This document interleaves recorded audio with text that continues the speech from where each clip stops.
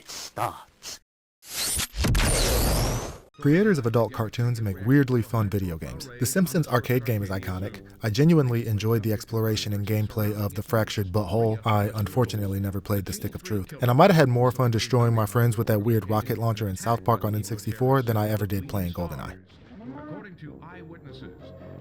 Oh, I think I found it! So when I heard about a new game coming out by the creators of Rick and Morty, I was immediately intrigued. I played through that one, unfortunately before this channel existed. Well, technically between iterations, but I digress. And really enjoyed the references, meta jokes, and humor. It's a bit crass and gross, sure, but that's to be expected.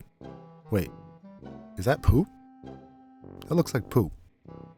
Someone pooped in the microwave. I was happy to hear that a sequel was made and knew I wanted to spend more time with Gus, Sweezy, and reluctantly Creature, so I was excited to download it and dive in. If you like the Rick and Morty style of comedy with the stammered speech and jokes that make you both laugh and feel existential dread, this will be right up your alley. Conversely, if you like this game's style of humor and haven't seen Rick and Morty, you should definitely give it a shot. In the first game, you learn that an alien cartel plans on capturing the entire human race because we apparently make for a pretty great recreational drug. You team up with a different race of aliens, Gatlians, from the planet Gatlis, who conveniently take the form of guns, to become bounty hunters in order to take down the cartel and save your planet. Yep, alive sentient guns, each with their own personalities and abilities and voices you may recognize. They're also the primary speakers in the game, talking to any NPCs you interact with and giving information and telling jokes to the player. If you missed the first game, there's a bit of an intro montage that catches you up to speed and a museum right outside your house that you can explore that'll explain everything if you interact with each eccentric exhibit. If it weren't for the efforts of one brave human and a ragtag team of Gatlians, they might have gotten away with it. After the events of the last game, it turns out some extremely wealthy and powerful people have taken an interest in the consumption of humans. They've decided to go the legal route though, getting humans approved for medicinal use through the proper channels. There's the mysterious CEO of a major pharmaceutical company, a billionaire aiding in their funding, and a senator already in their pocket, all topped off with a major propaganda campaign painting humans as a subspecies not worth caring much about. The political themes are quite on the nose here, which I'm sure will turn a lot of people off, but the subtle approach isn't exactly what this game is going for. While this all has been going down over the last few years, you, the main character, have been basking in celebrity after taking down the cartel, and have largely been oblivious to it all. Your sister Lizzie, on the other hand, has been paying attention though. She's joined a group of underground rebels, the Bleeding Stars, intent on stopping whoever is ultimately behind this. When a bounty on her head shows up, you do the right thing and help her. But in doing so, you break the bounty hunter code. Don't kill other bounty hunters. So now, you're on the run from bounty hunters for breaking the code, and the police for helping a terrorist, all while you're trying to stop a major pharmaceutical company from turning your species into drugs, technically becoming a terrorist yourself and gaining a huge bounty on your own head.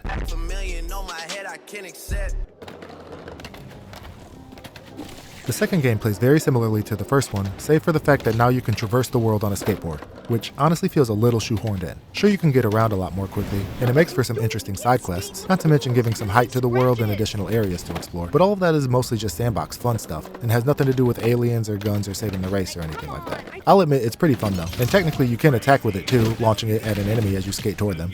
And the game has random skate parks scattered throughout the worlds and levels, with teenaged aliens challenge you to quickly collect letters to obtain a high score. Collecting letters isn't just for fun though either, as you can use them to buy some pretty powerful upgrades for your skateboard. Something else I don't really remember from the first game, maybe it was in the DLC so I missed it, is the Gatlians' exosuits, I guess robotic versions of the hand horses from their home planet. When you're back at your base, they're all largely in those things, seemingly able to move independently, though they never do. I thought maybe there'd be a mission or something where the guns are acting on their own and I'm just using knifey or something like that, but they were only visual when at the base. I guess technically there was one instance where they were used, but I don't really count it. It's small, but it was one of the first things I noticed that was new because, again, I thought they would actually come into play later. Overall though, there's a lot more of the same from the first game here, executed in a slightly worse way. But the gags are fun and often hilarious, and it's not too much of a slog, so I think seeing it through to the end was worth it. Family. Ha! No. All right, let's do this. Today we've got with us One of the primary factors driving the enjoyment of this game is the random events, humor, and meta-ness throughout. Maybe it's nostalgia, but I feel like all of this wasn't executed quite as well as the first game. This one definitely feels rushed, but I still found myself laughing out loud at various times. Like the first game, the tutorial is unique and hilarious. You're flashing through various points in the character's life over the last few years, sometimes fighting, learning the mechanics, sometimes being interviewed, showing what's been happening between games, and at one point you find yourself on a Wipeout-style game show where you learn how to jump and maneuver. I love Wipeout and thought that was great. Honestly, I wish I could have played through a whole episode. Another example of the zaniness this game has to offer was finding the subversion of the press a button to gain money, but someone somewhere dies trope. I was a little disappointed to find out it was just for comedic effect and I didn't get to keep the pesos, but it was hilarious, and I'm not sure where else outside of maybe GTA or Saints Row you'd find something like this. And even those lean slightly more into realism than this, so probably only here. And the game definitely got me with their fourth wall breaking achievements. They 100% accurately called me out when I signed up for MurderCon, if you know you know. And I just hope that there's nobody browsing my trophies in the future who doesn't understand or remember this game. I may get some confused looks. That said, there were a few moments that stood out not just because they were comical, and they largely were, but because they felt unfinished. A couple of these fairly funny fiascos that stand out are 1 when you find the guy trapped in the party city in the mall, and 2 when you find the father-son bounty hunting duo. The former talks about how he needs help getting out and how he's a real person and not a mannequin, all while Knifey makes comments about how he's the most realistic mannequin he's ever seen. Wow, yeah, they're getting so lifelike, aren't they? In the latter, you come across a father and son who are both descending on your sister with the rest of the bounty hunters. They both comment on how it's probably irresponsible for the kid to be there. I'm probably gonna die. Absolute tomfoolery. In both instances, though, there's no payoff. There's nothing you can do to open the party city or let the guy out, and even when you come back, he just might not be there anymore. And sometimes he will be there, but there's no more dialogue. It's just finished. It's strange. And it seemed like a gaping oversight to have the father-son bounty hunting duo be in a place where you're ultimately taking out all of the bounty hunters in the area just to not show up again. At the very least, they could have been hiding in a corner, or maybe they were at the beach later or something talking about how that whole situation was scary. I don't know. They just seemed like such obvious setups for gags later with no payoff, and it really added to the unfinished rush feeling of this game. Overall though, it is pretty fun to just explore and see what you can find and what'll happen if you try different things. There are all sorts of jokes, references, and ridiculous situations to stumble upon. You just never know what this game is going to do or allow next. We don't have foot fetishes, so it's fine to shop here. Like I mentioned earlier, your weaponry is an arsenal of talking guns, each with their own firing methods and special abilities. The abilities don't just aid you in combat either. Each one is used in various ways to solve puzzles, getting you further along in your mission, or even find a hidden area with a collectible or upgrade. For example, Sweezy shoots sinewy spikes, a la Halo's Needler, with a high fire rate but lower damage. She also can slow down time, which will freeze enemies in place, making them easier targets. And outside of battle, her time bubble can be used to slow down would-be obstacles in order to easily slip by them. Can't stop us. Hey, come on! Gus, on the other hand, is more of a shotgun, with 4 spread-out blasts Got a good spread. per clip. He can inhale too, pulling enemies closer for more damage. Gus also has saw blades he can shoot that'll do additional damage to enemies, which can be knocked back into enemies again if you melee it at the right time while it's bouncing around. And if there's an area that's a bit too high to reach, the saw blades can be embedded into certain walls to act as a platform to jump on. And his sucking ability can be used to reveal spots to embed saws as well as hidden items. You should remember those two from the last game. As for something new, one of the new guns, She, who technically isn't a Gatlian, can launch an electric needle that will kebab 2 to 3 enemies and explode when you shoot it. I've been having a lot of fun with that. And outside of battle, he can combine nodes of electricity with wires, creating zip lines and powering doors to unlock new areas. There are several different weapons in Gatlians, each with their own abilities and each more absurd than the last. I really love puzzles, and figuring out how to use each gun's special abilities to progress through levels and unlock hidden items and areas has been a lot of fun. It can be worth it too. At first I thought that the hidden areas were only giving collectibles like comic book panels or cosmetic changes for the guns, but as I kept exploring, I ended up finding modules that made actual improvements to the weapons. Be sure to keep your eye out, you never know what you may find.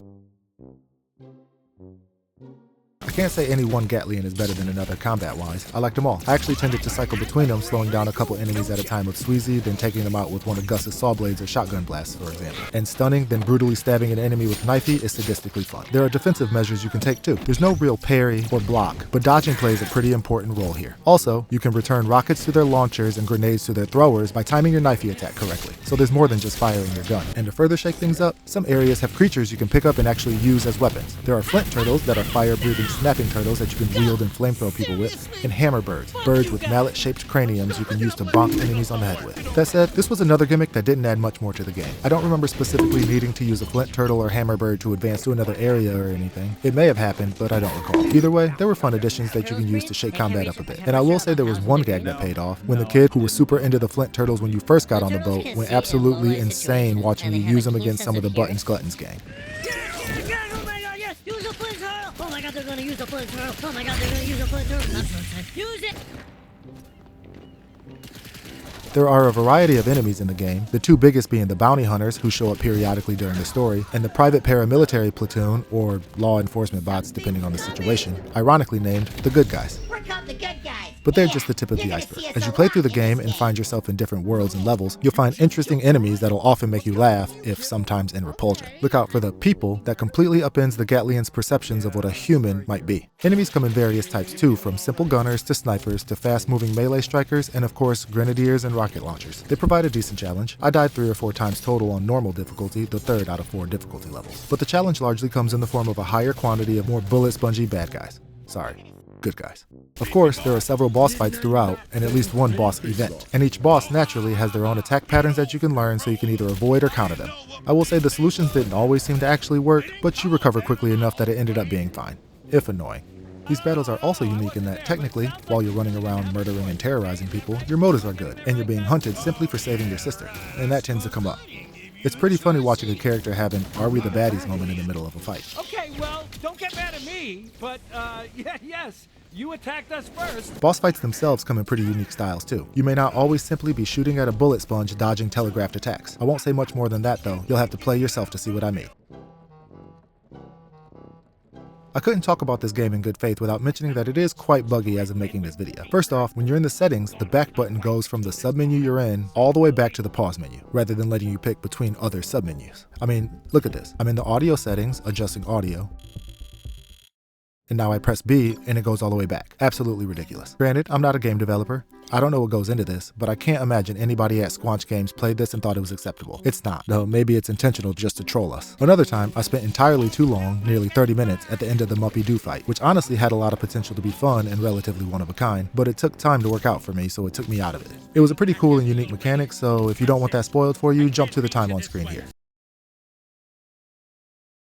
I spent essentially a full half hour attempting to do the first Muppy Doo fight after he infiltrated my suit. I was trying to figure out what to do, hitting everything I could with pseudo, but nothing was happening. I was bashing everything on screen, things were moving around, but it wasn't actually switching menus or anything. I thought I was missing something, and I really didn't want to Google it. I even restarted the game a couple times, well at least the checkpoint, hoping that that would fix it, but nothing was happening. So I still thought I was missing something. After a certain amount of time though, I gave in and I finally Googled it. Turns out, I wasn't missing anything. The game was just bugged. It was supposed to go to the menus, it was supposed to do exactly what I thought it was supposed to do, it just wasn't doing it. After fully closing the entire game and going back in, it finally worked. That was ridiculous. I probably should have just given up on the whole game then. Another time, I stumbled upon a speed dating game.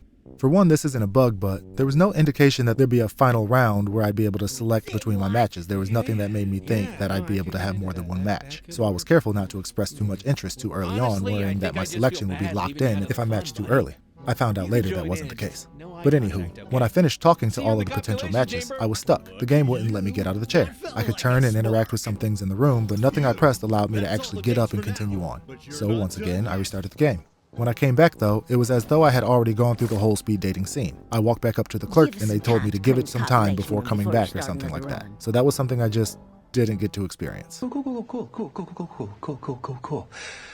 Cool. And what's going on here?